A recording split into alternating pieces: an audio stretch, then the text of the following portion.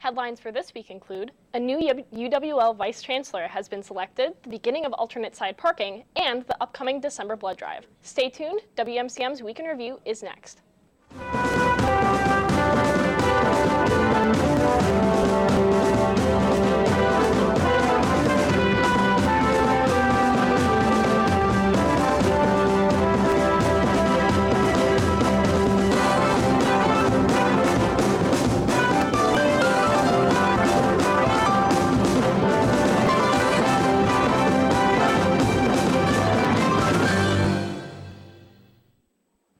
Hello, and thanks for watching WMCM's Week in Review. I'm Matt Riley. And I'm Maggie Dahl.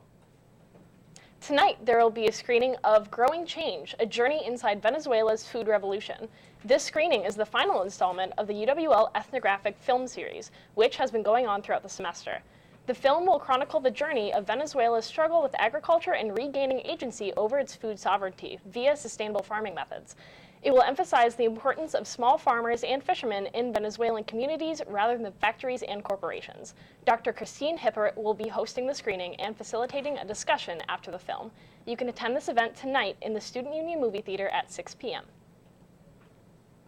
The UWL Department of Theater Arts will present the holiday family classic, A Christmas Carol by Charles Dickens, the beloved and timeless Christmas story that teaches the importance of giving, family, and the true spirit of Christmas. A Christmas Carol tells the story of a disgruntled, old, cranky moneylender, Ebenezer Scrooge.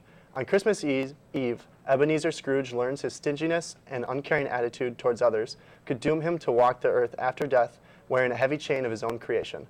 But after a restless night of visits from ghosts of Christmas past, present, and future, they show Scrooge the forgotten memories of his past and his likely future should he continue in the error of his ways. A Christmas Carol will fill the hearts of the audience with the spirit of Christmas on December 1st, 2nd, 7th, and 8th at 7:30 p.m. in the Toland Theater Center of the Arts. The UWL Planetarium has announced the theme of its December public program. This month's program will be Star of Wonder. It will explore the possibilities of what a star could be by exploring biblical, historical, and astronomical records. The Planetarium has different programs during the months of October, November, December, February, March, and April.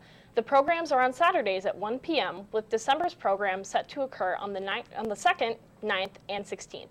Admissions for adults is $5 and $3 for students, children, and senior citizens. Further questions can be directed to Bob Allen at allen.robe@uwlax.edu or call him at 608-785-8669. Thousands of people wait for vital organ donations. One group at UWL had a way to help those in need, as well as get students to relax and de-stress. Let's take a look. 116,000 people in the U.S. are waiting for a life-changing organ transplant. That's why UWL's Eta Sigma Gamma held an event to raise awareness for organ donations and to raise funds for those in need of a transplant. On November 28th, UWL hosted glow-in-the-dark yoga, or GLOGA for short, and all members of the community were welcome. While organizers say the event was to help out a great cause, it also helps students relax before finals. It's for organ donation of Wisconsin is what we're raising money for, but basically just relaxing before finals and doing some glow-in-the-dark yoga. So this is kind of our first get off the ground event, and we have a little table set up that you can get cool buttons and do other stress relief. For some, the fight to get people to become organ donors is more than just fundraising. My new life's mission is raising awareness for organ and tissue donation. Dawn Lyonswood is a testament that even in tragedy, there is light. In 2015, Dawn's daughter, Emily, died in a horrific snowmobiling accident. Emily was both an organ donor and had signed the online registry. Because of this, the family decided to have Emily's organs donated, and she improved the lives of over 50 people in 22 different states. Dawn says that if events like GLOGA help convince people to put that orange sticker on their license plate, then she is happy to be a part of them. That's why I continue to do this, in hopes that keeps raising awareness that all I want to hear is that everybody has the orange sticker and everybody is a donor. Dawn and her family hope to continue spreading their message at events like this for years to come. For WMCM, this has been Ryan Hennessy, Kenneth Krause, and Vanessa Whedon. For more information on the cause, you can visit donatelifewisconsin.org. Now, Here's Megan Graham to tell us about events coming up on campus.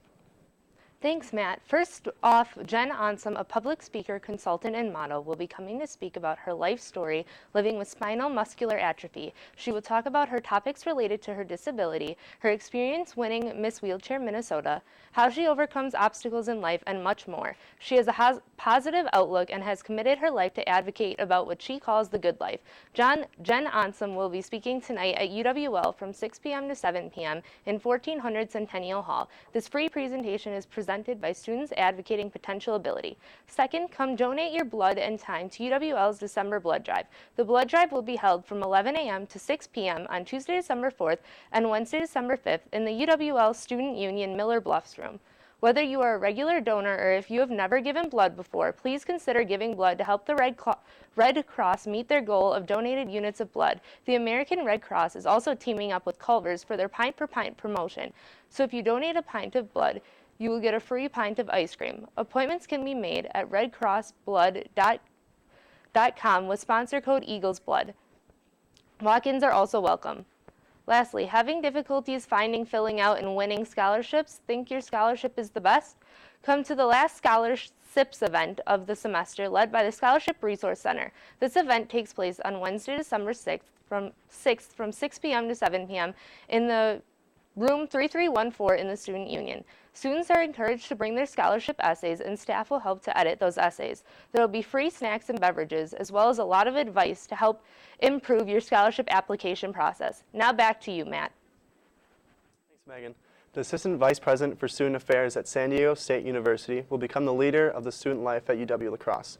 Vitaliano Figueroa has been named the university's Vice Chancellor for Student Affairs and Dean of Students. The Vice Chancellor and Dean of Students provides leadership, vision, and strategic direction to the division while serving as a key member of the university's leadership team. He will begin the position February 5th, 2018. Dr. Figueroa says he's looking forward to building on the tradition of a strong, active student body. UWL Chancellor Joe Gao says Figueroa rose to the top of the group of 4 highly qualified finalists in the national search. We would like to wish Dr. Figueroa the best of luck in the new position with a warm welcome next semester. The Coulee Region Humane Society has many pets in need of loving homes. Here's some of the animals you can find at the shelter. Student-run television station WMCM-TV sends out a group of students to film some of the most precious animals of the Coulee Region Humane Society in a segment we like to call Perfect Pets. The Coulee Region Humane Society offers a variety of programs and services at little or no cost to help both animals and people in our community. If you have found or lost a pet, are in need of training assistance, need cat behavior consultation, desire to volunteer, need to surrender your pet, or are looking to adopt a pet, the Coulee Region Humane Society offers this and so much more. So what are you waiting for? Adopt or become a volunteer today. To find out more about these services, contact the Coulee Region Humane Society at 781-4014. As you're walking to class, have you ever thought about the hard work that goes into keeping our campus clean? Well, UWL is not the sparkling gem of a campus by accident. Elle Patton is the lead custodian at Murphy Library and has served our UW system for the last 33 years. After a long career dedicated to the Wisconsin colleges, Patton is going into retirement at the end of the year. If you would like to show your appreciation for his years of service, stop by room 121 of Murphy Library to congratulate him. Light refreshments will be provided, so make sure to go show your support. Alternate side parking recently started in the city of La Crosse. We sent out a WMCM crew to find out more. Months already upon us, the city of La Crosse has instituted alternate side parking once again this year. The city ordinance is meant to help snow plows effectively clear the streets of snow for citizens. Citizens need to park their cars on the side of even-numbered houses on odd-numbered days and vice versa. So for example, on the night of December 21st, you'll need to park on the side of the road with even-numbered houses. Usually alternate side parking is in effect from November 1st to April 1st, but a new ordinance this year shortened the season from November 15th to March 15th, a reduction of 30 days. Citizens who fail to park on the correct side will be ticketed for each offense with increasing cost. Tickets start at $10, so make sure to park on the correct side to avoid unforeseen costs. For WMCM, this has been Michael Cornelli and Allie Schatzman. Back to you guys in the studio. Something spectacular can be seen at the UW La Crosse University Art Gallery during December. The Fall 2017 Senior Exhibition opens Friday, December 1st, with a free reception from 4 to 6 p.m. in the gallery, room 100 in the Center for the Arts. The exhibition is free and open to the public and runs through Wednesday, December 13th. The show will include a variety of work by UWL December graduates Spencer Contras, Sarah Heyer, Ryan Naughton, Sylvia Newman, and Casey Pesch. They will display their artwork that focuses on their research and creative endeavors in ceramics, drawing, graphics, metalwork, painting, photography, and printmaking. So be sure to stop by. Each week, the WMCM crew goes out and talks to your fellow peers in a segment we like to call Campus Insight. This week, they ask students about their favorite Christmas songs. This week's Campus Insight, I'm Sierra Krieger, and today we'll be asking the question, what is your favorite Christmas song and why? What is your favorite Christmas song and why? Rockin' Around the Christmas Tree, because it has a very upbeat music. Will you sing some of it for us? No. I'm very tone deaf, so no one wants that. All I Want for Christmas Is You, because I'm in love with Mariah Carey. Will you sing some of it for us? No. I would have to go with Feliz Navidad, because I really enjoy my Mexican cuisine, and it's a Mexican song, so it's perfect. Would you sing a little for us? Maybe next time. All right. It would be Drummer Boy, and it's because my dad's favorite song, and he always listened to it. Would you be willing to sing some of it for us?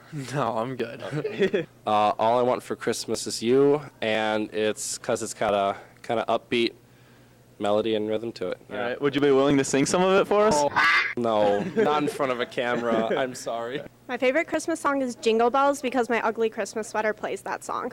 Would you sing a little bit for us? God.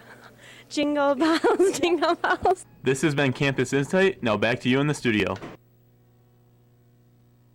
WMC crew around campus for a chance to have your opinions heard on next week's Campus Insight. And now, here's Nate Wedgehaupt with a review of the movie Wing River. Nate?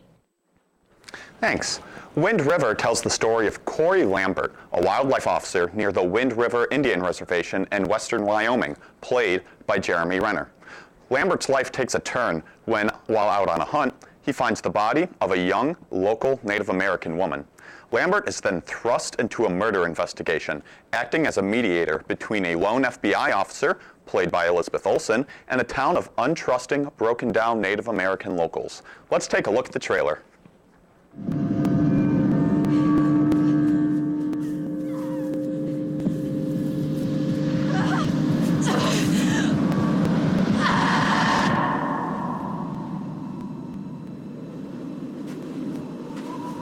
Sheriff's Office.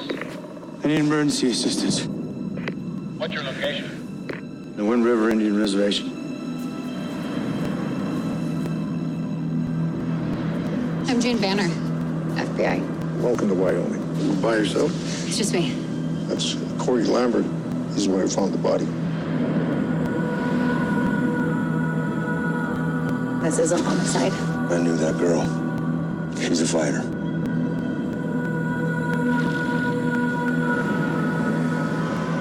They have 6 officers to cover an area the size of Rhode Island. Maybe you can help. Well, I know what the tracks say. What is it that you do again? I hunt predators. So why don't you come hunt one for me then?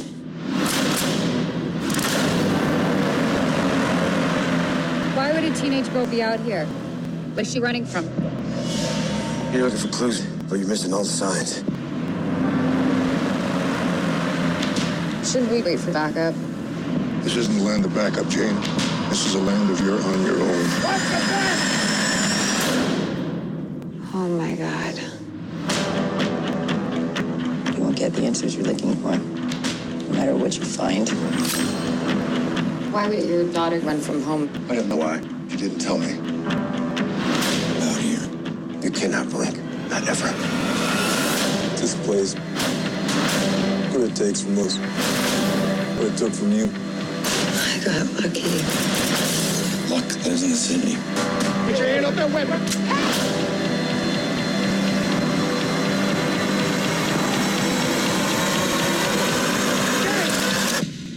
Luck don't live out here.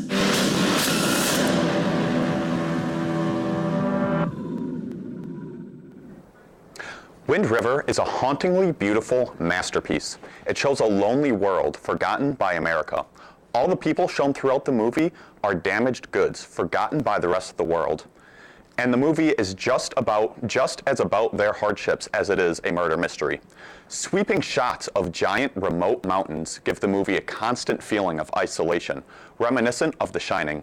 The only downside to this film is the occasional cheesy one-liner.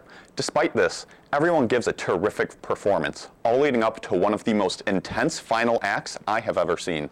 This movie is not an easy watch, but I would highly recommend it. Stay tuned, WMCM's Aaron Morse will be back with this week's weather.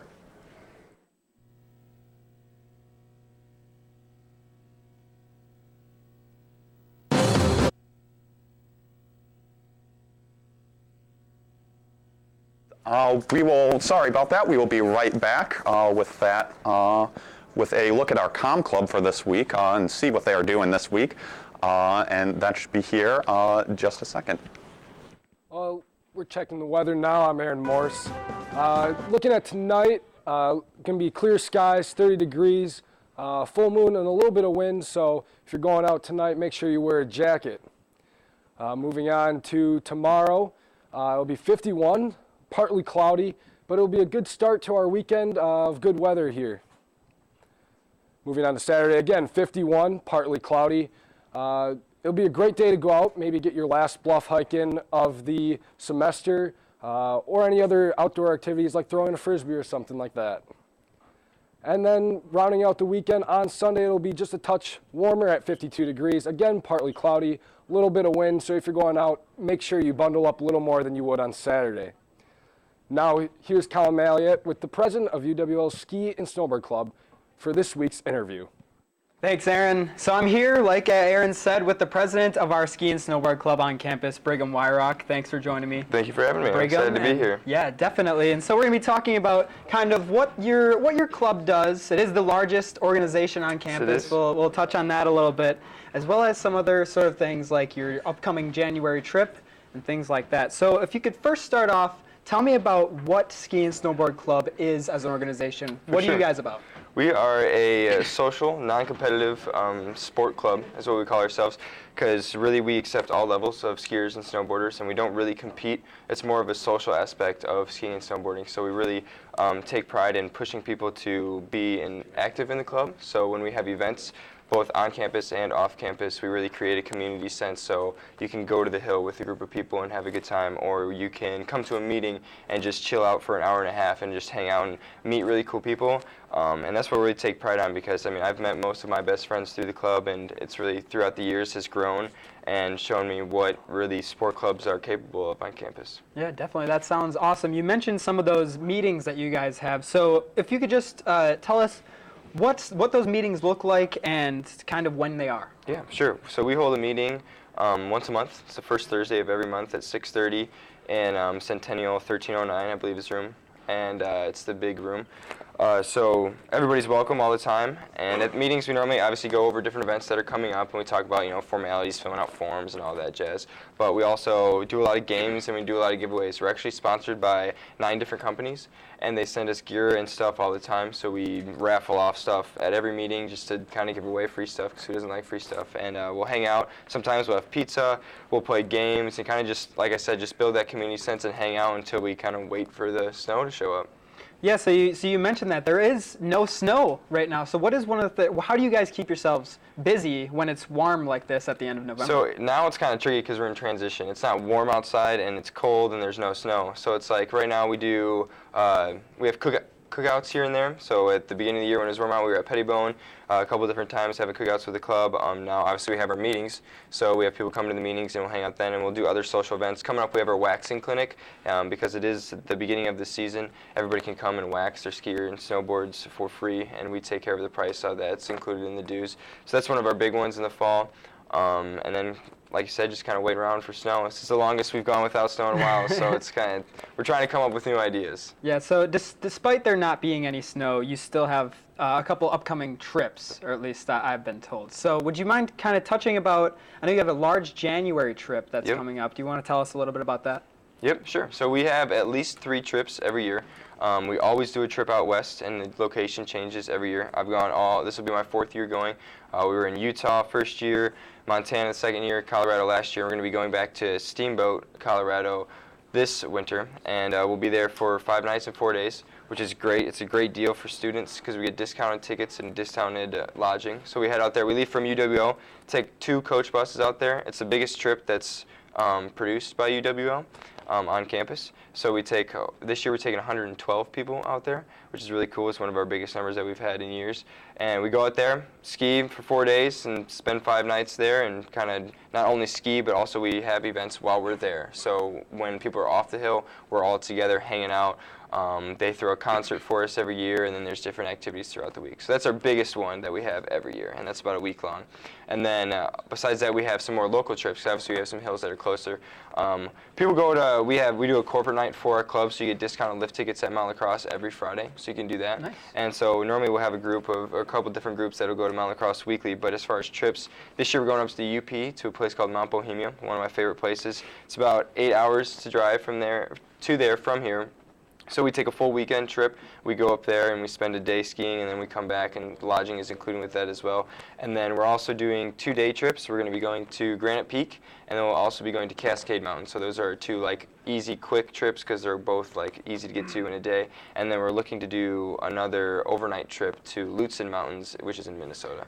So we've got those to look forward to. It's going to be once the snow comes, it's going to be busy. Once the snow comes, I guess. But so you touched on that big trip that's coming up. That's obviously very exciting. Like you said, over 100 people going along. Is that kind of challenging to set up and really manage that big of a trip? Or being the president, I figure I may as well ask. Challenging would be an understatement. Yeah.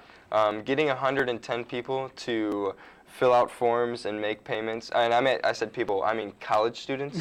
Getting them to pay a large fee by a certain time is probably the most tasking thing I've ever had to deal with, but we got it all figured out, and you just got to heart people, stay on them, and make sure they're getting their stuff taken care of. But it really helps because we work with a great company called Echo Tours that really helps us kind of get all the formalities taken care of as far as payments and paperwork and things like that. So it is tough, but it's very rewarding because, like I said, we have one of our biggest numbers in years going with us, which is really cool. Definitely. So besides that big trip, you also talked about some of those smaller trips. So are students that are not currently in Ski and Snowboard Club, are they able to kind of get themselves involved and be able to go on those trips? Yeah, so I'm glad you asked, because the big trip that we have is the big trip that we do is not only for members. So you don't have to be a member of the club to go on that trip because it's through a third-party organization, anybody who's not in the club. So we have people from other schools that actually go with us. But as far as the smaller trips, you do have to be a paid member to go on those because we use money from the club dues to help pay for lodging and stuff. So you do have to be a member for that. Okay, so just to kind of recap, when did you say your meetings were so students will be able to? The first Thursday of every month at 6:30 in Centennial Hall. So our meeting for this month is a week from today. All right, you heard it here first. Brigham, thank you so much for joining me. Thank you. We're going to be headed to a couple promos for different shows that are on WMCM, so make sure you stay tuned because after that, Jordan Jones will be here with sports.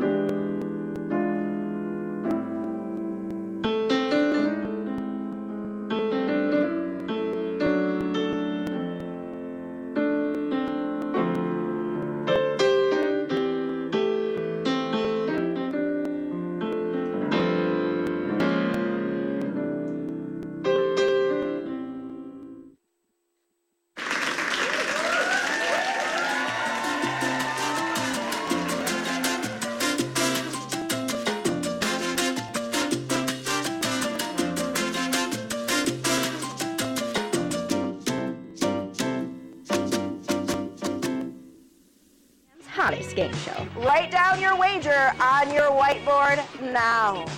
That is correct. I'm in charge here. I'm going to give the board to Greta. No, that is cheating. Play along with us Tuesday afternoons at 2:45 and 4:30 on Campus Channel 200 or Charter Channel 989. Remember, stay sassy with Get Classy. Are you a movie fanatic? Tune in on WMCM TV's Screening Room, Tuesdays at 2:45 or 4:30. You can watch on Channel 200 and Charter 989.